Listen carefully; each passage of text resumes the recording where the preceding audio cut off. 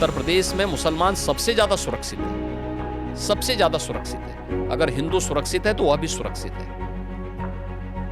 अगर दंगे यहाँ यूपी में होते थे, लेकिन मैं कहता हूँ 100 परिवारों के बीच में एक हिंदू की बात तो दूर करिए, 100 मुस्लिम परिवारों के बीच में 50 हिंदू सुरक्षित रह सकता है क्या? नहीं रह सकता। अब बांग्लादेश आपके सामने उदाहरण है।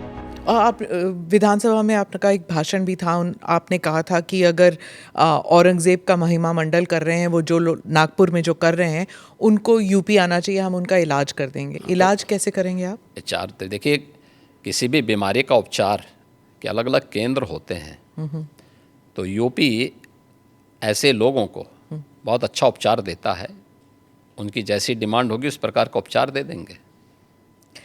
महाराज, आपके राज्य में क्या मुसलमान सुरक्षित है? क्योंकि आए दिन सनातन की बात होती है। आप योगी हैं, मुख्यमंत्री हैं, महाराज हैं, क्या हैं आप फिर? मैं एक सामान्य नागरिक हूँ, उत्तर प्रदेश का एक नागरिक हूँ, और एक नागरिक में एक योगी हूँ जो सबके सुख और सबके निरोगता की कामना करता है, सबका साथ और सबके विकास के मंत्र पर विश्वास करता है, और उसी भाव के साथ हम लोग कार्य भी करते हैं। आप मुझे बताइए, दुनिया की सबसे प्राचीनतम धर्म और संस्कृति है सनातन धर्म। उसके नाम से ही आप अंदाज़ा लगा सकते हैं। दुनिया की कोई जाति, मत और मजहब नहीं है जिसको उसकी विपत्ति के समय सनातन धर्मावलंबियों ने शरण न दी हो, उसके संरक्षण के लिए उसको हर प्रकार से फलने फूलने के लिए अवसर न प्रदान किया हो। लेकिन बदले में उसे मिला क्या? बदले में मिला क्या? और दुनिया के अंदर कोई उदाहरण नहीं, कोई उदाहरण नहीं कि कहीं भी हिंदू राजाओं ने दुनिया के अंदर कहीं भी अपने बल पर, अपने वैभव के दंभ से किसी पर आधिपत्य स्थापित किया हो, कहीं नहीं है। देखिए उदाहरण, अयम निज परोवेति गणना लघु चेतसाम उदार चरितानाम तो वसुधैव कुटुंबकम, इस सनातन वाक्य है। दुनिया के अंदर कोई बोलता है? दुनिया के अंदर किसी ने इसका आचरण किया? कोई नहीं किया। सब तो हड़पना चाहते हैं। यानी यह अपना है, यह पराया है, भेदभाव छोटी संकुचित बुद्धि के लोग करते हैं। उदार चरित्र के लोगों के लिए तो पूरी दुनिया ही एक परिवार है। इस भाव के साथ सनातन धर्मावलंबी ने हमेशा काम किया है, और आज भी उदाहरण देखने को मिल सकता है कि 100 हिंदू परिवारों के बीच में, 100 हिंदू परिवारों के बीच में एक मुस्लिम परिवार सबसे सुरक्षित रहता है। उसको इसके पर्व और त्योहारों को,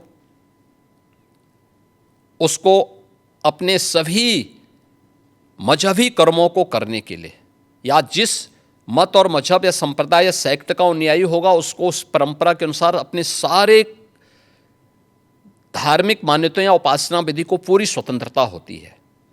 लेकिन मैं कहता हूँ 100 परिवारों के बीच में एक हिंदू की बात तो दूर करिए, 100 मुस्लिम परिवारों के बीच में 50 हिंदू सुरक्षित रह सकता है क्या? नहीं रह सकता। अब बांग्लादेश आपके सामने उदाहरण है, इससे पहले पाकिस्तान उदाहरण था, अफगानिस्तान में क्या हुआ था।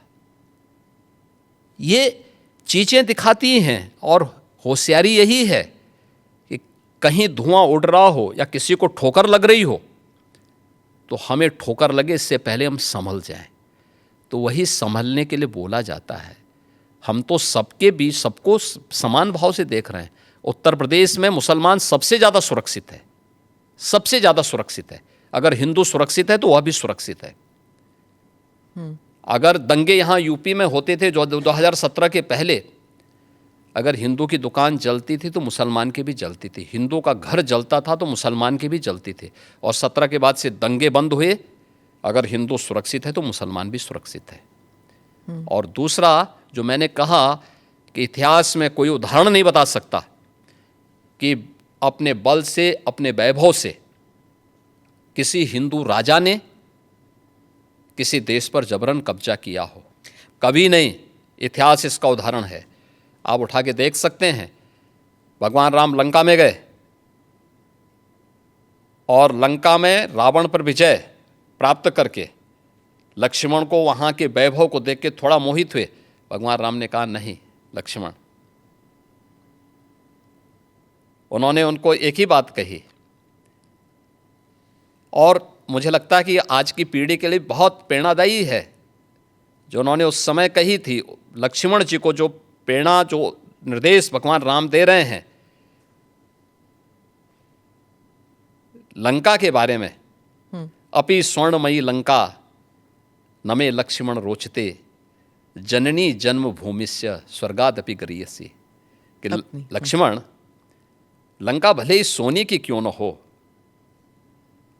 लेकिन याद रखना ये मुझे रुचिकर नहीं लगती, मेरी रुचि का नहीं है। मेरा काम था माता सीता को दुरात्मा रावण से मुक्त करना, वो मैंने कर लिया है।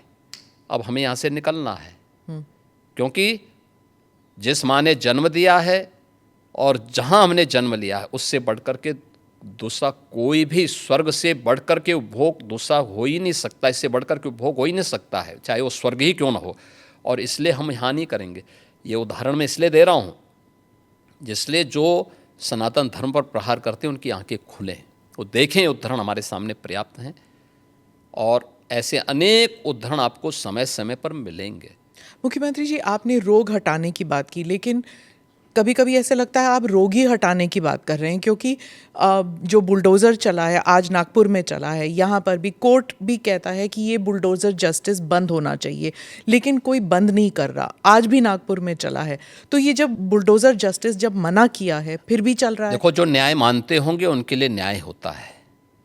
जो स्वयं न्याय को, कानून को अपने हाथों में लेते हैं, तो बहुत बार कानून के दायरे में रह करके उनको सबक भी सिखाया जाता है। जो जैसे समझेगा उसको उसी भाषा में समझाना चाहिए। आप मुझे बताइए, कोई हिंसक बनकर के प्रहार करने के लिए आ जाए हमारे सामने और हम उसके सामने गिड़गिड़ाएं, ये नहीं। अगर वो हिंसक बन के आया तो उसको पहले उसकी हिंसा का प्रतिकार तो वहाँ पे करना पड़ेगा ना। आप कानून के दायरे की बात कर रहे हैं, फिर आपने कहा कि संभल पे आ रही हूँ मैं, आपने कहा कि संभल में 65 कुछ तीर्थ स्थल हैं, 64 और 18 की पहचान हो गई है। योगी जी अब बढ़ गए 54 तक पहुँच गई है। आप कितनी जगह खोदेंगे, कितने मस्जिद? जितने भी होंगे सब ढूंढेंगे, जितने भी होंगे सब ढूंढेंगे, सब निकालेंगे और दुनिया को बोलेंगे कि भगवान ने जिसको आंखें दी हैं वो आके देखो तो क्या हुआ था संभल में। देखिए, संभल एक सच्चाई है और मैं इसलिए नहीं कह रहा हूं भाई आपको उपासना विधि की पूरी छूट है, कहीं भी आप बनाइए, लेकिन आप तो इस्लाम के मुद्दों से ही भटक करके काम किए हैं। पर ये तो बन चुके हैं, अब बन नहीं चुके हैं। इस्लाम कहता है कि किसी भी हिंदू मंदिर या किसी हिंदू घर को तोड़ करके आपके द्वारा बनाई गई कोई भी इबादत गृह एक खुदा को स्वीकार्य नहीं है।